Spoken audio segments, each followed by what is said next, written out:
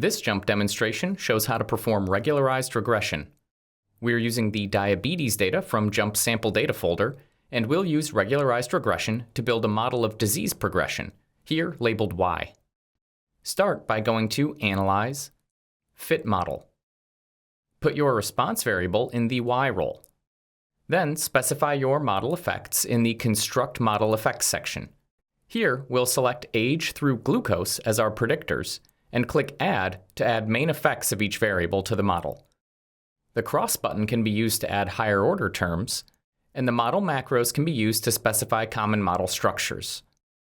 If you have a validation column for performing cross-validation, enter that into the validation role.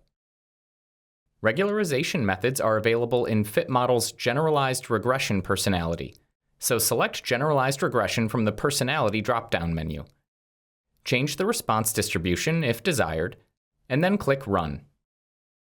JMP first produces a standard least squares regression by default. To fit a regularized regression model, go to the Model Launch section and choose the desired estimation method from the drop-down menu. Here we'll choose Lasso. Additional options for the response distribution, estimation method, and validation method are available as well. When you're ready, click Go to run the model. JMP fits a regularized regression model with an automatically tuned regularization parameter. The optimal parameter value is presented in the model summary. The interactive solution path graphs show the process of shrinking the regression parameter estimates across different values of the regularization parameter. The left plot shows the parameter estimates themselves, and the right plot shows the validation statistic.